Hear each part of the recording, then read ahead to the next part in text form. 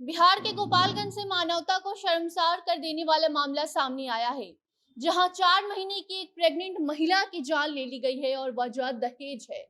महिला की हत्या गला दबाकर कर दी गई क्योंकि उसके घर वाले 1.5 लाख रुपए देने में असमर्थ थे और शादी के बाद से ही महिला को दहेज के लिए प्रताड़ित किया जा रहा था। और अब महिला के पेट में बच्चा था, लेकिन हैवान बना पति और ससुराल वाले ने महिला को पीट पीट कर उसकी जान ले ली है। तो एक तरफ बिहार को दहेज मुक्त राज्य बनाने का प्रयास किया जा रहा है, दूसरी तरफ महिलाओं को यूं दहेज की वजह से मार दिया जा रहा है, उनकी जान जा रही है। ऐसे में बताते हैं आपको क्या है पूरा मामला, मगर उसकी पहले नमस्कार, आप जनता जंक्शन देख रहे हैं और मैं आपके साथ वंदना पांडे। अपने सपनों की आशिया को दे एक नई पहचान माँ भवानी डेकोर प्राइवेट लिमिटेड के साथ, जो है ऑथराइज्ड डिस्ट्रीब्यूटर ऑफ कजारिया।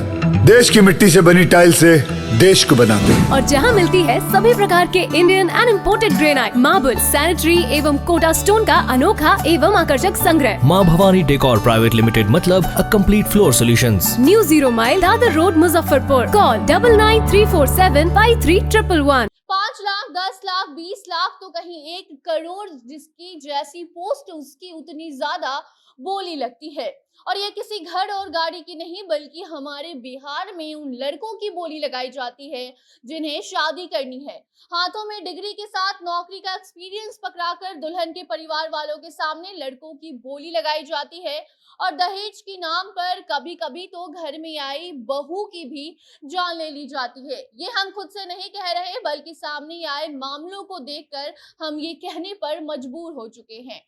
जी हाँ, बिहार के गोपालगंज जिले की खबर है, जहां शादी के सिर्फ 5 महीने के बाद पति ने अपनी 4 महीने प्रेग्नेंट पत्नी को पीट पीट कर उसकी जान ले ली है। महिला तड़पते रही, लेकिन ससुराल वाले सिर्फ 1.5 लाख रुपए के लिए उसे तड़पता छोड़ वहां से फरार हो गए और उस महिला की जान चली गई। जान सिर्फ महिला की नहीं, बल्कि उसके गर्भ में पल रहे 4 महीने के बच्चे की भी गई है। मामला जादवपुर थाना क्षेत्र के आने वाले बिशनपुर गांव का बताया जा रहा है, जहां पति ने अपनी पत्नी की जान लेने के बाद खुद ही उसके मायके वाले को फोन किया और सारी जानकारी देता है कि कैसे उसने उसकी बेटी को मारा है, क्या हुआ है, क्या कुछ नहीं हुआ है। और जानकारी देने के बाद वो फोन रखता है और फिर वहां से भाग जाता है।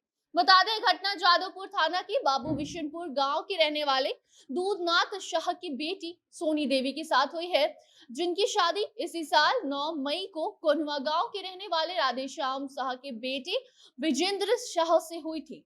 परिवार ने अपनी हैसियत के मुताबिक शादी बहुत अच्छे तरीके से किया था, लेकिन गांव वालों का कहना है कि दहेज के एक कुछ कमी की वजह से जब से शादी हुई तभी से लड़की को उसके ससुराल वाले प्रताड़ित कर रहे थे। मारपीट, गाली गलौज के बाद सोनी को उसके मायके वाले से बात करने से भी मना किया जाता था, उसका फोन छीन लिया जाता था। बावजूद इसके सोनी चुप रहकर सब सहती रही।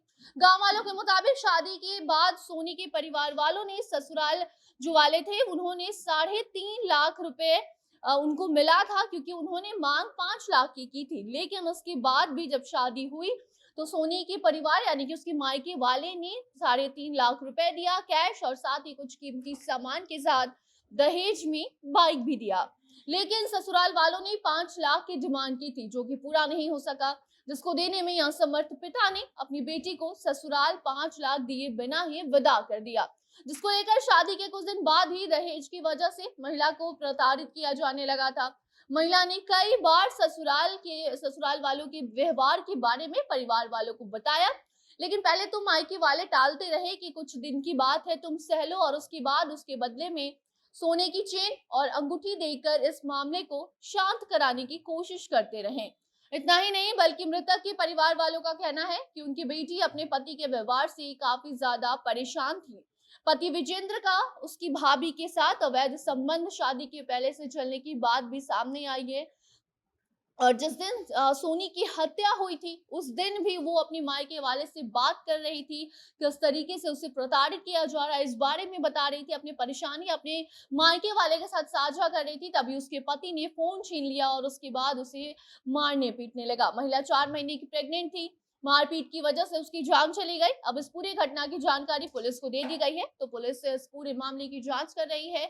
साथ ही ससुराल वाले को भी ढूंढने की कोशिश की जा रही है, जो कि अभी सभी फरार हैं। अभी तक सिर्फ आरोपी सास तीजा देवी को गिरफ्तार कर लिया गया है, लेकिन बाकी के लोग अभी भी फरार हैं, जिनकी गिरफ्तारी के लिए पुलिस छापेमारी कर रही है। ऐसे में इस मामले में जो भी अपडेट आएगी आप तक हम जरूर पहुंचाएंगे। तब तक आप बिहार में बढ़ते दहेज उत्पीड़न के मामलों पर अपनी राय कमेंट बॉक्स में बता सकते हैं। वीडियो को भी शेयर कीजिए और बाकी अन्य खबरों को जानने के लिए देखते रहिए जनता जंक्शन। कैमरे के पीछे थे विशाल और मैं थी आपके साथ वंदना। धन्यवाद।